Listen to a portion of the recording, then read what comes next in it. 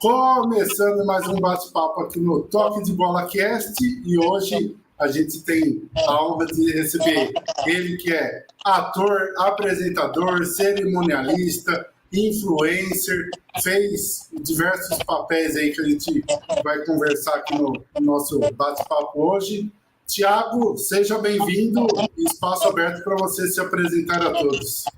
E aí, Felipe, tudo bem? Obrigado, viu? Obrigado pelo convite. Muito bom estar aqui com vocês, falar um pouquinho da minha trajetória. Você falou aí uma porção de profissões. Vamos resumir em comunicador, acho que é isso. Esse é o caminho. Que você entende também, porque você também é. Exatamente. Ô, Tiagão, você que tem diversas profissões aí, jornalista, apresentador, ator, qual foi o seu primeiro trabalho profissional e como que começou esse seu trabalho profissional? Já era um sonho que você tinha? Foi por ali alguém que falou, não, faz tal coisa que você vai sair bem? Como que começou sua trajetória profissional? Cara, minha primeira formação é como ator, né? Minha primeira profissão é essa. Então, eu comecei a fazer teatro desde criança. Comecei com 9 anos, quando eu era bem pequenininho ainda, mas já com esse sonho de poder trabalhar com isso um dia. Então, ali eram os anos 90, aquela febre da televisão, né? Tinha muita coisa para criança na televisão e eu consumia muito, não tinha internet, como é agora, né? Até tinha, mas não era um acesso como é hoje. Então a gente consumia muita televisão. E meu grande objetivo de vida era um dia trabalhar com programas de televisão mesmo. E como eu era criança, era o que mais me chamava atenção aos olhos, né? Gostava muito da programação do SBT, acho que era o canal que eu mais consumia, assim, e tinha um sonho gigantesco de trabalhar lá um dia, mas era muito focado em, de repente, fazer parte de um elenco das Chiquititas, de um Disney Cruise, essas coisas todas que estavam em alta na época, né? Minha primeira formação foi como ator, porque eu já, desde pequeno, já era o que eu sonhava.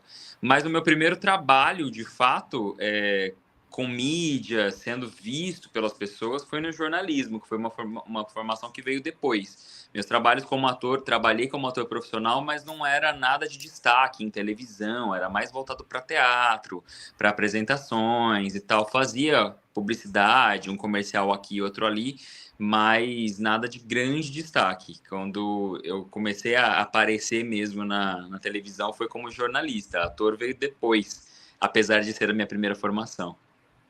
Legal.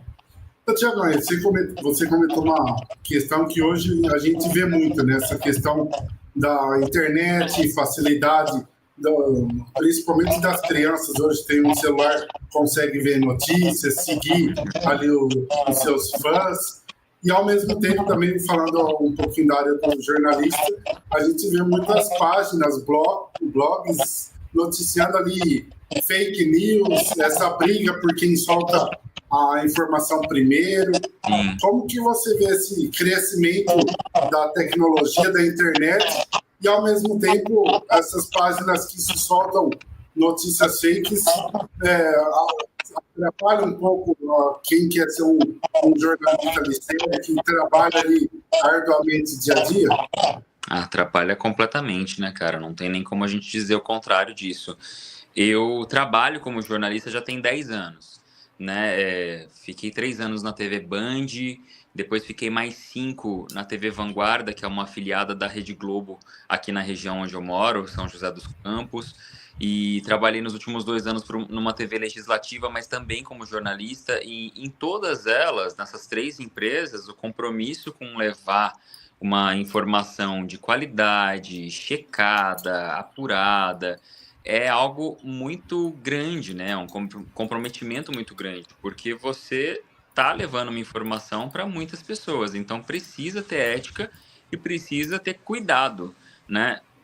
Pega principalmente ali na época da pandemia, entre 2020 até 2022, 2023, eu estava trabalhando na afiliada da Globo Então era muito complicado, né? A gente conseguir apurar tudo e, de fato, tentar combater essas notícias que surgiam. É muito fácil você divulgar informação hoje em dia com a internet, né? Então você pega qualquer pessoa, escreve qualquer coisa que queira e joga na rede. E aí foi pro mundo, é do mundo. Não tem mais como você controlar, né?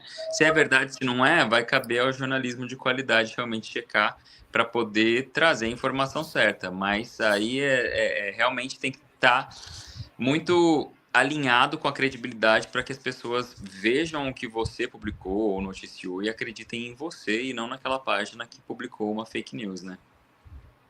E ainda falando dessa questão do jornalismo, como que é para você como jornalista, a gente também já teve esse prazer de soltar uma notícia, ser o primeiro ali a soltar a notícia e depois todo mundo acabar soltando e te dando os créditos ali por ser o primeiro a ter noticiado aquela informação. Como que é para um jornalista, no seu caso, quando você tem ali uma notícia que você consegue através das suas fontes, você divulga e depois todo mundo começa a noticiar, colocando você como primeira pessoa que deu a informação.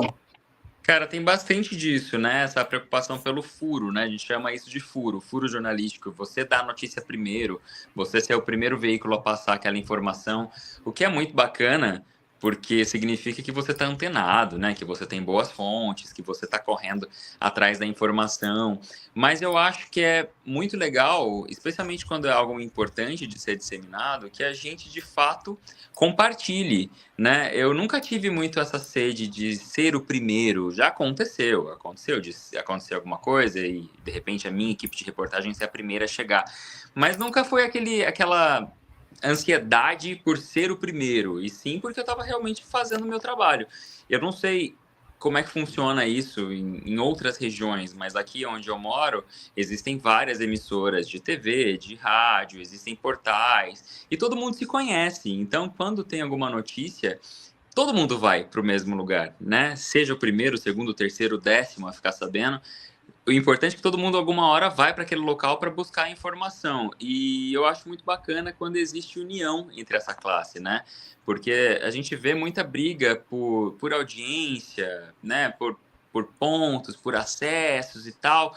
Mas é ruim quando isso acaba atrapalhando o relacionamento entre os profissionais, né? Eu acho que é bacana quando você compartilha de uma maneira ética e profissional com os seus colegas de trabalho. Isso não vai te tornar menos importante só porque você foi o primeiro ou o segundo a noticiar. É bacana, quando acontece é legal, lógico, mas eu não acho que o jornalista tenha que ser tão arrogante a esse ponto de achar que a informação é só dele e que só ele detém aquele poder e só ele pode noticiar. Não, pelo contrário. Tem a notícia, se foi o primeiro a noticiar, legal, bacana, mas seus colegas também têm esse direito. Então é bacana quando a gente vê essa união entre os profissionais da mesma área, né? Exatamente. E ainda falando um pouquinho de jornalismo, Thiago, tem alguma área específica que você gosta mais de fazer ali matéria, de estar ali no dia a dia? Ou para você essa diversidade de notícias também é legal? Cara, eu sempre trabalhei com tudo, né? Porque sempre trabalhei em emissoras de TV e de rádio. E aí, você não consegue escolher, né, o que você vai noticiar naquele dia. A pauta cai no teu colo, às vezes está planejado alguma coisa e do nada acontece outra e você tem que correr para lá, então não tem uma coisa direcionada. Claro, existem profissionais que de repente trabalham só com esporte, só com economia, só com política. Nunca foi meu caso.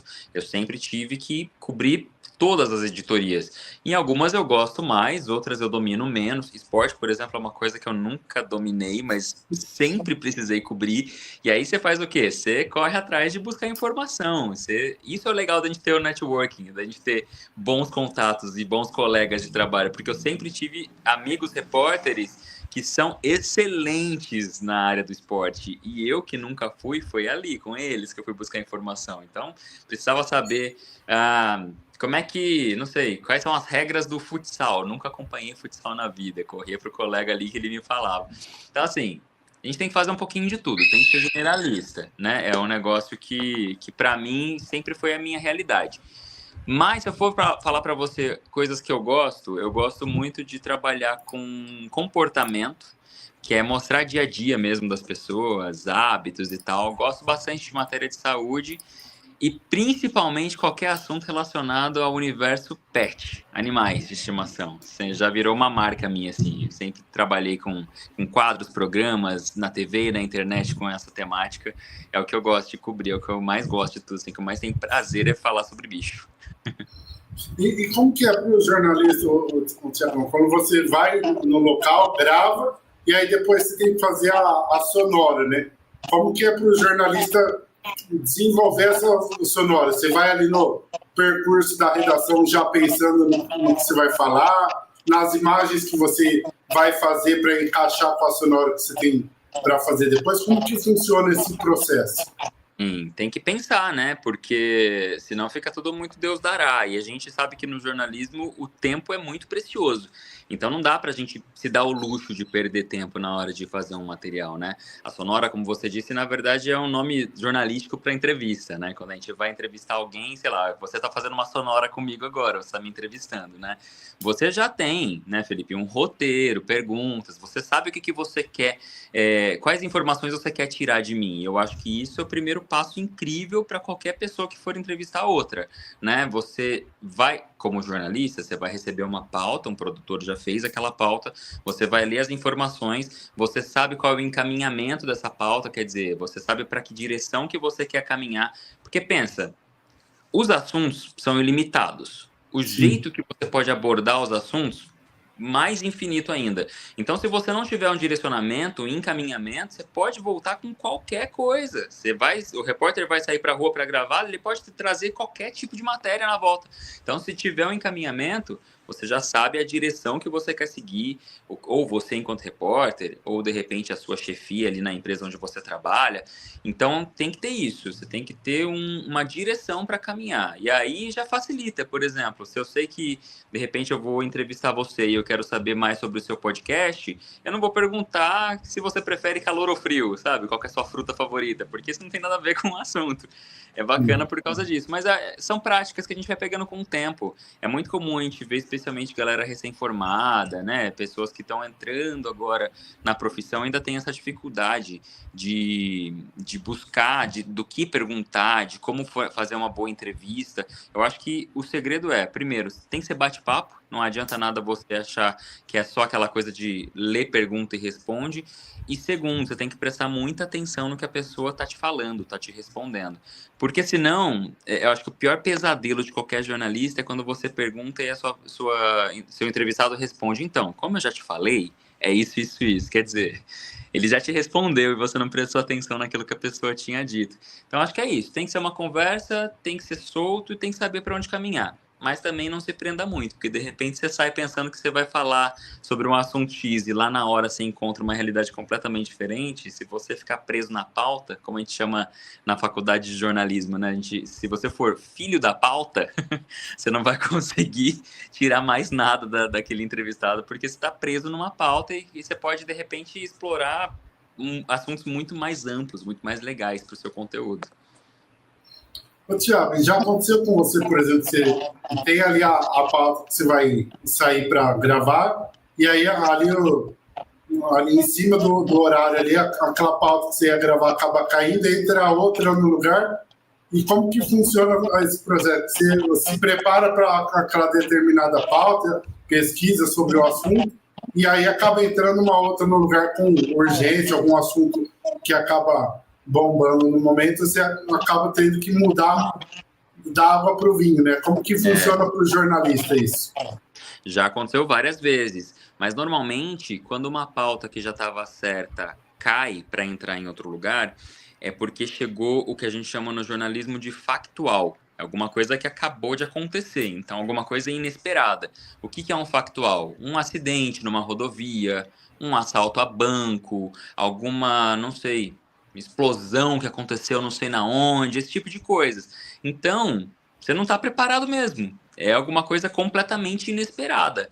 Ou seja, você vai para o local para descobrir lá na hora. O bom é que você muitas vezes não está sozinho, né? Você tem no meu caso, que sou repórter de TV, além do cinegrafista, que também é um jornalista, que está ali trabalhando junto comigo, tem a equipe que fica, de repente, não está nem em loco, não está nem no local, mas tem a produção, tem a apuração, tem edição, e está todo mundo buscando informações. Lógico, o repórter que está no local do acontecimento vai ter mais acesso, de repente, vai conseguir conversar com alguma autoridade que está lá, não sei, vamos pegar um exemplo, aconteceu um acidente numa rodovia. Aí você encontra um policial rodoviário, lá você vai conseguir conversar com ele, tirar informação e tal. Mas você precisa de alguma informação mais apurada, de repente quem está lá na redação, lá dentro da empresa, vai passar a mão no telefone, vai ligar lá para a concessionária que administra a rodovia, por exemplo, vai conseguir mais dados, e aí vai se juntando. Erra quem pensa que uma reportagem é feita por uma pessoa só. No caso, o repórter. Nunca é. O jornalismo sempre é trabalho feito em grupo. Exatamente. Ô, Tiago, e você que, além de jornalista, também é apresentador, né? Como Isso. que começou a sua história nessa área? Você tinha alguém ali que você se inspirava, tentava trazer alguma coisa para você quando estava ali apresentando? Como que começou a sua trajetória? Cara, como eu falei, eu cresci assistindo muita televisão, especialmente quando eu era criança, né? Então, desde quando eu era criança, sempre vi produtos com apresentação, com pessoas ali fazendo personagens ou não, apresentando conteúdo, trazendo todo aquele universo mágico de televisão. Então, por exemplo, a Xuxa é um grande exemplo de uma apresentadora que eu assistia demais quando era criança. Eu sou fã da Xuxa até hoje. Falo que sou baixinho eternamente, sou baixinho da Xuxa para sempre mesmo. Então, por exemplo, mas fora outras grandes figuras da televisão que a gente cresceu assistindo, especialmente ali nos anos 90 e 2000, que não tem como você passar ileso, né? Você leva dentro da sua consciência um pouquinho de Silvio Santos, de Gugu, de Hebe Camargo, de Celso Portiolli, de Faustão, que a gente consumiu tudo isso, né? Fora outros grandes entrevistadores, Jô Soares, Marília Gabriela. Então a gente vai vendo um pouquinho daqui, um pouquinho dali, o que a gente gosta mais, o que a gente não gosta tanto assim, para construir a nossa versão. Mas eu acho que eu tive essa sorte de crescer assistindo muita televisão e depois ter a possibilidade de trabalhar com isso. Então já veio na bagagem, sabe? Tudo que eu consumia enquanto espectador. Ô, Tiago, uma coisa que principalmente o jornalista, o apresentador, está ali diferente para as câmeras, trabalha é a questão da pressão de não errar nada que vai falar ali, principalmente no ao vivo, e aquela vergonha que muitos têm ali no começo da profissão, principalmente, de falar em público, de saber ali falar com as pessoas que estão ali no local também. Como que foi para você essa parte de trabalhar essa questão? Não sei se no seu caso tinha essa vergonha de falar em público e da pressão também de fazer o ao vivo, de não errar ali a reportagem no ao vivo, que não tem como, é diferente do gravado, né? Que dá para cortar e fazer de novo. Como que foi para você lidar com essa situação? Cara, eu acho que pelo fato de que eu já fazia teatro desde muito pequeno, desde os 9 anos fazendo teatro, e teatro é exposição, porque você está no palco, não tem como parar uma peça de teatro na metade porque você errou. Se você errou, você improvisa e segue adiante, né? Você tem que ter essa habilidade do improviso. Eu acho que isso foi uma grande escola para mim quando eu comecei a trabalhar em televisão, como jornalista, como repórter, como apresentador.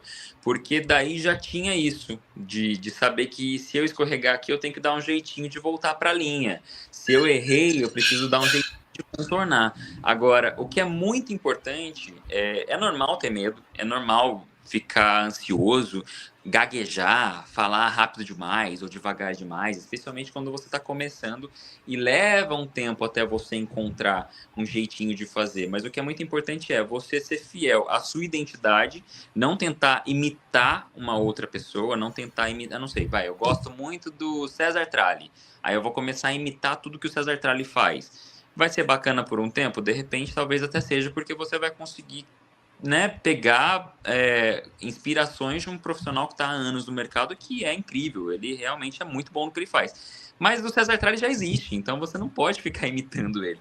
Bebe ali da fonte, pega para você o que é legal, mas não imita, cria a sua identidade. E depois que você estiver seguro com a sua própria atuação, você vai entender que se você errar, tá tudo bem também, porque o jornalismo é feito por gente, né? E gente erra. A gente não é uma inteligência artificial e até a inteligência artificial erra, viu? Então, assim, se até a máquina, até o computador erra, imagina a gente que é ser humano, sabe? Se errar, tá tudo bem, gente. Já aconteceu comigo várias vezes. De repente erra a pronúncia, ou erra alguma informação, você percebeu que tá errado, você fala, opa, não, peraí, não é bem isso. Corrigindo, eu falei que era tal coisa, mas na verdade é outra. Ou, sei lá, dá um jeitinho de contornar. Se não for nada grave, você só dá um jeitinho ali de contornar e segue adiante.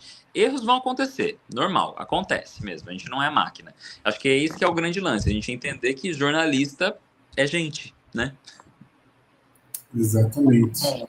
E outro ponto que eu também até anotei aqui para a gente conversar é a questão da voz, né, Tiago? Que tanto em todas as áreas que você trabalha é a principal ferramenta de trabalho, né? Na comunicação, como ator.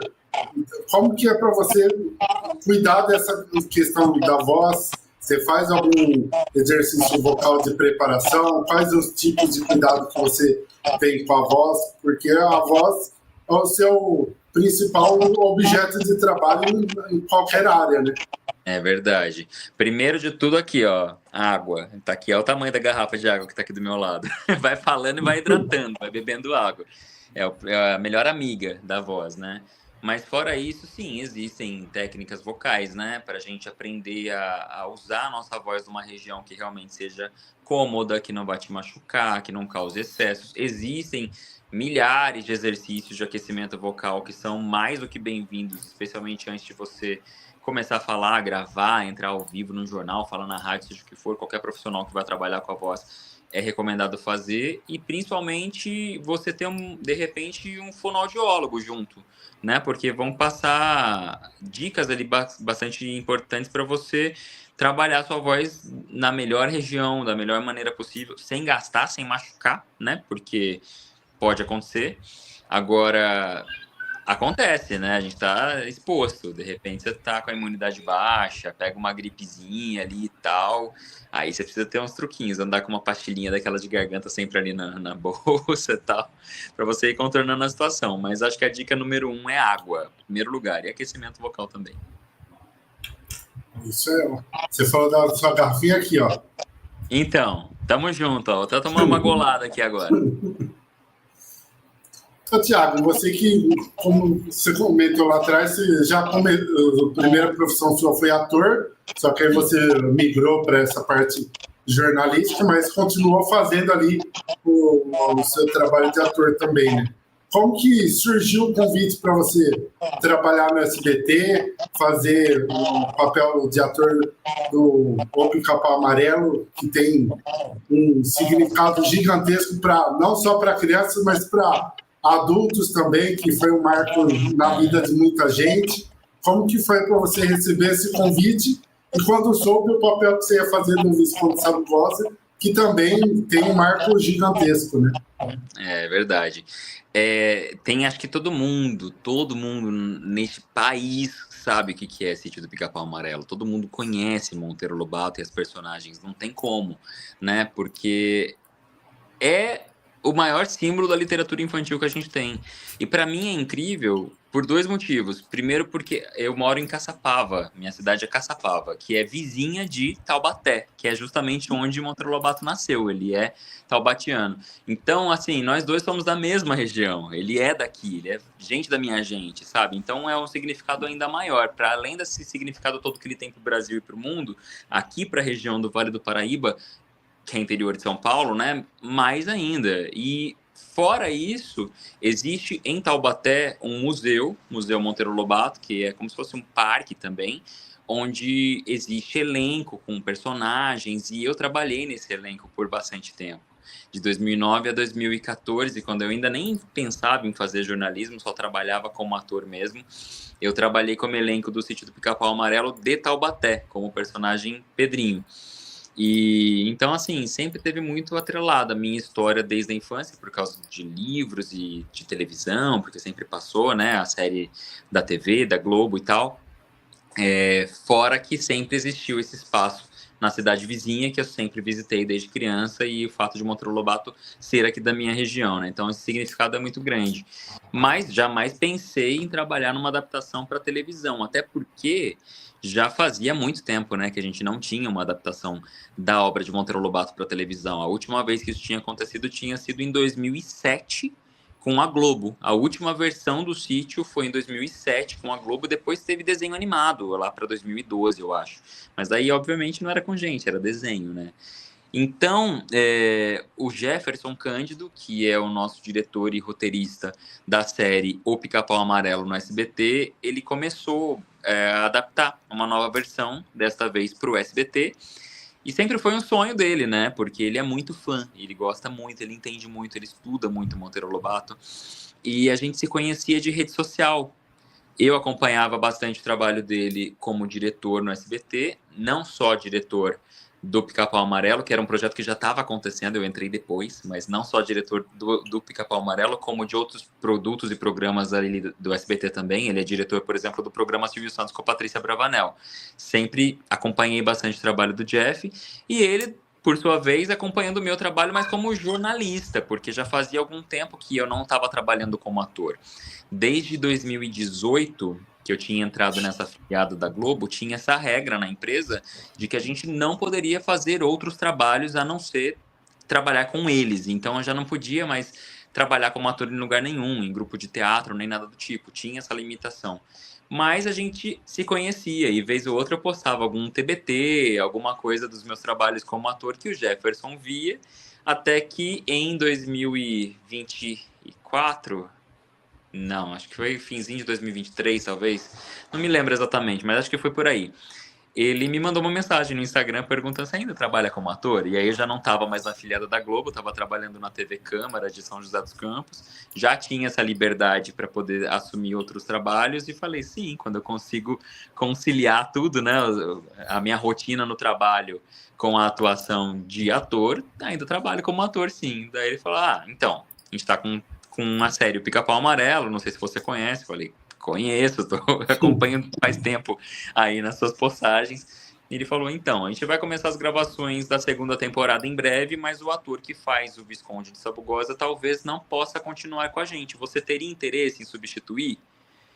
Pensa comigo, Felipe. Eu que sou um cara que a primeira pergunta que você me fez aqui, eu já respondi que meu sonho era trabalhar no SBT desde que eu tinha 9 anos, até antes. 9 anos foi quando eu comecei a fazer teatro. Desde antes eu já queria isso. Você acha que um diretor do SBT vem me perguntar se ele me oferecesse o papel da árvore, da pedra, eu ia falar: "Quero. Sim, é claro que eu quero". Então ele falou: "Você teria interesse em substituir?". Eu falei: "Com certeza". E ele falou: "Então calma, vou só ver se ele vai continuar com a gente ou não e tal". E inclusive eu preciso fazer uma menção ao Hugo Carvalho. Eu sempre faço questão de falar do Hugo, que é o ator que fez o Visconde até a primeira temporada, porque o projeto começou pequenininho, começou como câmeras escondidas do programa Silvio Santos, né, que eram aquelas pegadinhas. Depois escalou para uma websérie no canal infanto-juvenil que o SBT tem no YouTube, que chama TVzinho. Então tinha uns episódios curtinhos que eram disponibilizados lá no YouTube, e depois virou série. Então teve todo esse caminho até se tornar uma série hoje no SBT, que por sinal, vale dizer, passa todo sábado às 10h30 da manhã no SBT. E quem fez tudo isso, até eu chegar no projeto, foi o Hugo Carvalho, que foi esse ator que fazia o primeiro Visconde. Eu não conheço o Hugo pessoalmente, a gente conversa de vez ou outra por Instagram, mas é um cara, assim, muito talentoso, que fez o personagem muito bem e que, inclusive, foi muito bacana comigo quando soube que eu estava entrando para substituir. Ele saiu porque ele quis, ele não quis continuar com o projeto por questões pessoais dele, mas quando eu assumi, ele me mandou mensagem, me parabenizou, falou: "Olha, vai que é um personagem muito bacana mesmo". Então eu sempre falo isso, porque eu precisei assistir muito ao que o Hugo construiu primeiro, até a primeira temporada, para aí sim eu conseguir formar a minha versão do Visconde. Meu Visconde é completamente diferente do dele, mas se você assistir com cuidado, você vai ver que tem alguns trejeitos, algumas coisinhas, porque é a continuação um do outro, né? Não tem como ser alguma coisa absurdamente nova. Então eu preciso falar disso. Mas foi dessa maneira que aconteceu. O Jefferson me convidou, que, né, como eu já disse, é o nosso diretor e roteirista da série. Eu aceitei o convite, o negócio começou e quando eu vi já estava lá, envolvido. Já estou na família, o Pica-Pau Amarelo tem um tempo já. Legal. Ô, Thiago, você comentou uma questão que é legal também a gente conversar, que é justamente pesquisar o personagem, ver como que ele fazia as gravações. Qual que é a maior dificuldade de ser ator hoje? Hoje a gente ainda tem a alta da internet para pesquisar, acessar acervos, papéis, e isso ajuda a entrar no personagem mais rápido, entender o personagem, porque antigamente já não tinha esse acesso tão fácil, né? E hoje a internet ajuda nessa questão também de você, que nem você comentou, de olhar como que o personagem anterior fazia ali o papel, ter outras dicas ali, isso ajuda. Depende do caso, né? Por exemplo, eu tô fazendo Visconde de Sabugosa, que é um personagem clássico que vários outros atores já fizeram, tanto em TV quanto no teatro e por aí vai. Então existem referências. Se eu estivesse trabalhando numa obra inédita, não ia ter essa referência, essa é uma criação do zero do personagem, né? Mas como eu tô tendo essa oportunidade de fazer um personagem que já existe, que outros atores já fizeram, tem sim essa facilidade, né? De eu, por exemplo, conseguir assistir ao trabalho do Hugo ou de outros atores.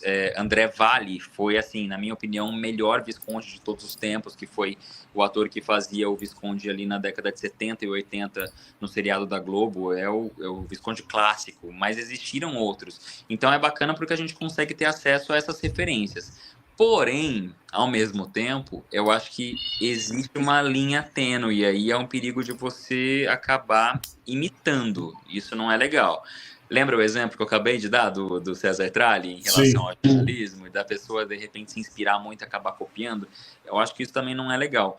Por exemplo, Visconde existem vários, mas se você for assistir, cada um tem o seu jeitinho de fazer. Isso é bacana. Sim. E essa era a minha preocupação, de fazer um Visconde que bebe da fonte dos anteriores, mas que não imite, que seja algo novo. É isso que eu estou tentando fazer.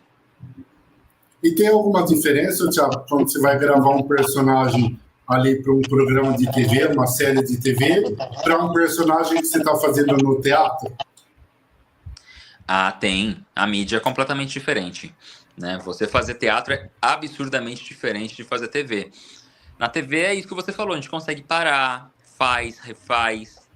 Tem que pensar em vários aspectos técnicos, né? Tem que pensar muito na qualidade do áudio, se o microfone está captando o áudio com clareza, se a luz está boa, se estiver gravando num local externo, se ainda tem sol, porque se começar a escurecer já atrapalha toda a cena, às vezes perde a gravação porque escureceu, daí não tem mais o que fazer, tem que deixar para outro dia. Então tem vários pormenores, mas tem, por outro lado, essa facilidade de errou, para e refaz, precisa retomar, retoma.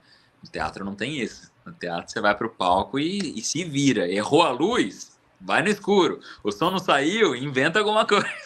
Então você tem que saber lidar bastante com o improviso. O que é muito gostoso, confesso. Faz tempo que eu não faço teatro. A última vez que eu subi num palco para trabalhar como ator foi em 2023, finzinho de 2023. Então estou indo para 2 anos sem trabalhar com teatro. Mas é uma delícia. E é bom também porque no teatro você faz várias vezes a mesma apresentação, né? Você tem uma peça, um espetáculo e você apresenta, sei lá, 10, 15, 20 vezes a mesma peça e nunca é igual, assim, né? A TV, se você pegar aquele episódio, ele tá gravado, ele é fechado daquele jeito, acabou. Você vai assistir sempre igualzinho. Agora no teatro, se você for, não sei, numa peça que tá em cartaz aí, a cada fim de semana vai ser a mesma peça, mas a apresentação nunca vai ser a mesma, cada vez vai ser diferente. Exatamente. E falando um pouquinho da questão do teatro, como que é para o ator que já está ali na cabeça com toda a sua fala memorizada e acontece algum obstáculo ali, igual você comentou, da luz, ou o seu companheiro ali acaba esquecendo a fala, como que é para o ator, ao mesmo tempo, já conseguir fazer ali, mudar o roteiro ali para continuar a sequência? Teatro é jogo, né, cara? A gente tá. Imagina um jogo de vôlei.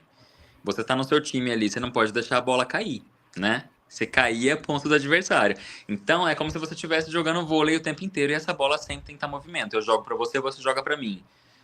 Eu jogo pra você, você repassa pro iluminador. O iluminador joga pra quem tá trabalhando na sonoplastia. Por aí vai, é um time.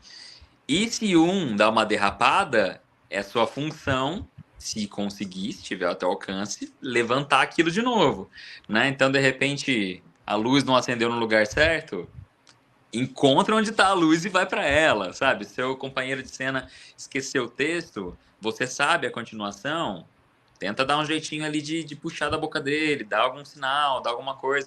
É improviso, não tem uma regra, é você saber jogar mesmo. Ô, Thiago, você que já fez vários personagens no teatro, no SBT, você falou do seu sonho que sempre foi trabalhar no SBT. Como que foi para você a primeira vez que você passou ali na catraca do SBT, você tinha o seu crachá ali, o que passou pela sua cabeça ali? A primeira vez, na verdade, não foi nem para gravar, eu fui para testar a maquiagem do Visconde. E eu nunca tinha ido. Foi a primeira vez que eu entrei ali, é tudo muito grande, né? Eu estava acostumado com as TVs do interior aqui da região onde eu moro. E são TVs pequenas. Quando eu cheguei lá, vi tudo gigante, aqueles estúdios enormes, camarim para todos os lados, maquiagem. No SBT tem até uma. Já foi no SBT alguma vez? Ou não? Nunca fui.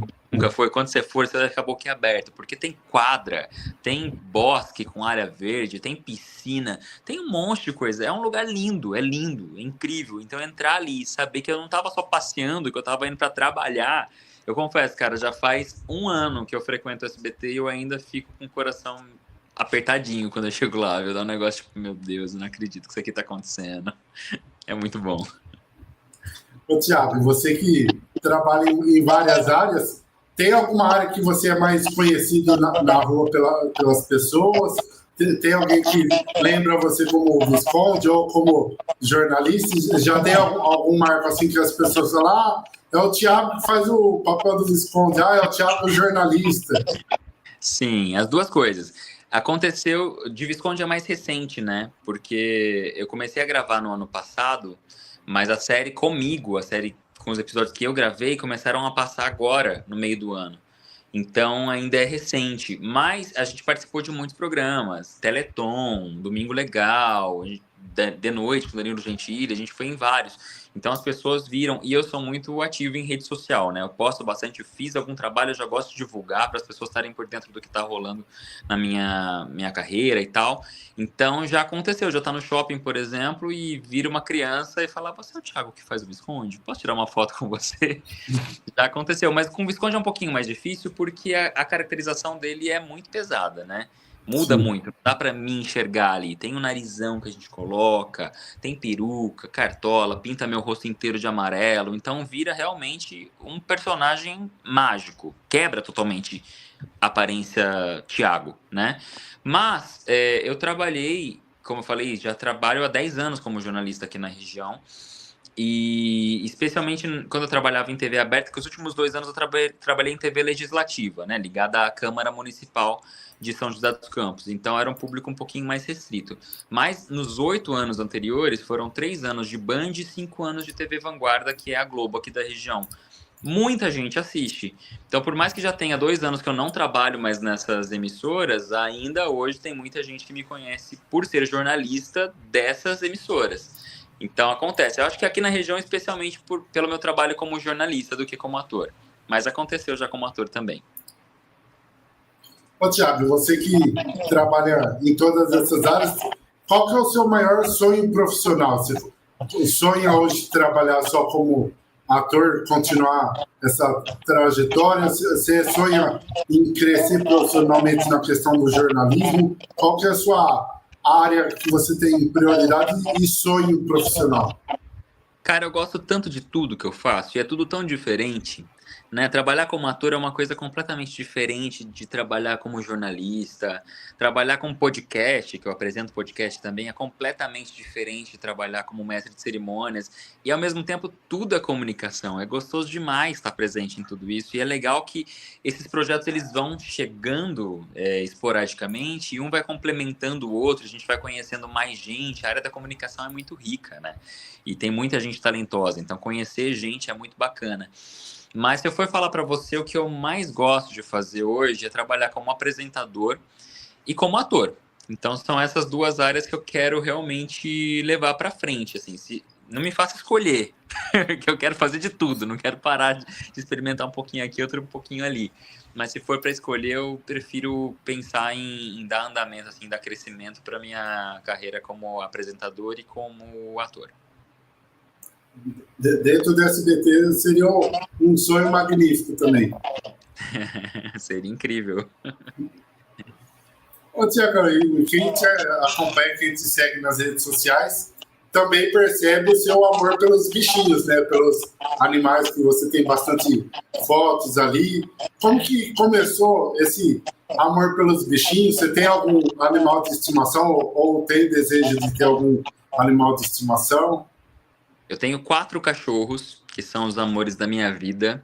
Inclusive, eles estão logo ali, atrás de uma porta, e o tempo inteiro dessa entrevista eles estão passando a patinha, querendo passar pra cá, mas eu não posso soltar, porque senão vira uma bagunça.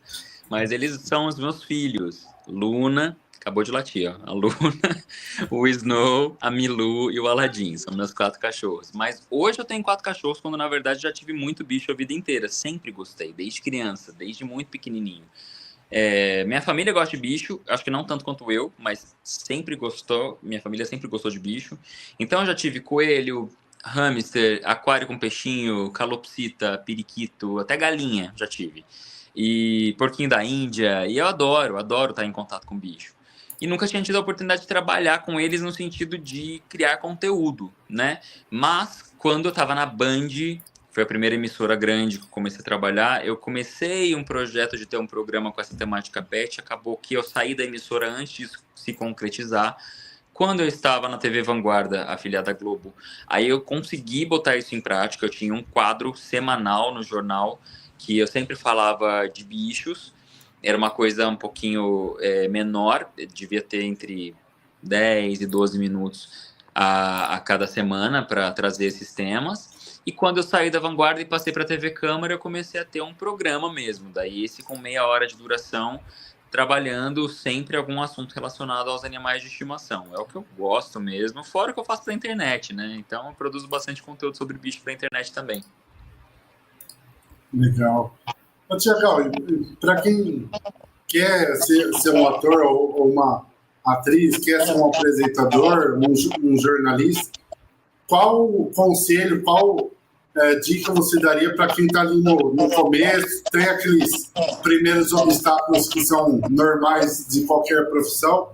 Qual dica você daria para quem quer seguir essas carreiras? Eu acho que, em primeiro lugar, busque autenticidade. Aquilo que a gente já conversou, né? De você não querer imitar as outras pessoas, você criar o seu próprio DNA. Isso é muito bacana. Você tem que ter naturalidade. Se você tiver criando um personagem, as pessoas vão perceber que aquilo não é real, né? Quantas vezes você não parou ali zapeando televisão, quando você para em algum lugar e você fala, nossa, mas tá forçado, né? Essa pessoa tá falando de um jeito que não tá natural, não tá legal. Isso afasta, isso não cria conexão entre quem tá assistindo. E se você não tiver um público te assistindo, o que vai adiantar você ser um ator? O que vai adiantar você ser um apresentador? Você precisa ter gente que esteja ali consumindo o seu trabalho. Senão, você grava vídeo e guarda na sua HD e pronto, tá tudo certo, né? Se for para ser um trabalho só entre você e você mesmo, deixa lá guardado. Agora, se você quiser ter público e reconhecimento pelo seu trabalho, crie um público. Crie esse reconhecimento, faça acontecer. Isso só vai acontecer se você for espontâneo, se você for natural.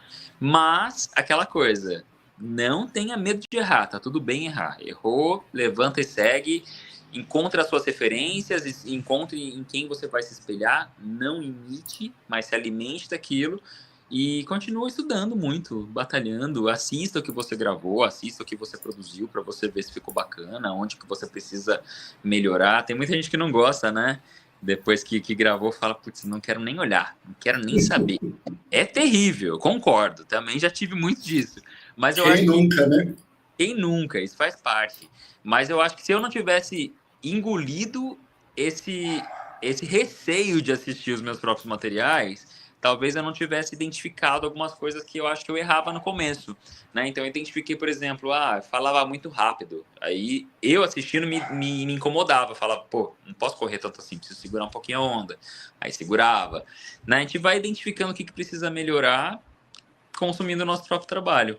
Mas é bom estar de olho também no que está acontecendo, quais são as tendências, é estudar e estar antenado, porque a comunicação é uma área que muda muito rápido. Exatamente. Tiagão, queria agradecer você por ter aberto um espacinho aí na sua agenda para a gente fazer esse bate-papo. Já deixo o convite aí para quando você quiser retornar com novos assuntos, novos projetos, a gente falar aqui, o espaço é todo seu. E para finalizar, queria que você deixasse uma mensagem para todo mundo que te segue, que te apoia, que gosta do seu trabalho na área que seja, que te acompanha aí. Deixa uma mensagem para todo mundo.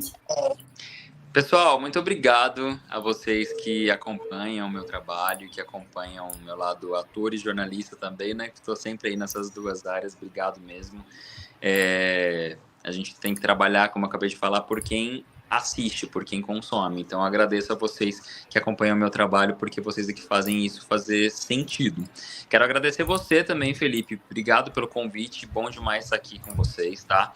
Espero ter contribuído aí, inspirado algumas pessoas que estão, de repente, pensando em trabalhar nessa mesma área que eu atuo hoje, que seja algo bacana esse bate-papo, né, que inspire as pessoas de fato. E o principal convite, já que estamos aqui pelo Pica-Pau Amarelo, pedir para que todo mundo assista o Pica-Pau Amarelo todo sábado às 10h30 da manhã, no SBT. Acompanhem nossos álbuns, também são 4 álbuns musicais que já estão disponíveis aí com música para criançada lá no Spotify, nas outras plataformas de áudio também. É só buscar lá o Pica-Pau Amarelo. Acompanhe a gente também nas redes sociais. O nosso @, no Instagram é o Pica-Pau Amarelo SBT.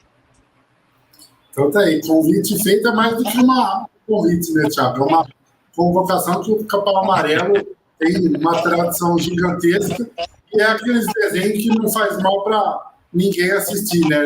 O desenho livre para toda a família, né?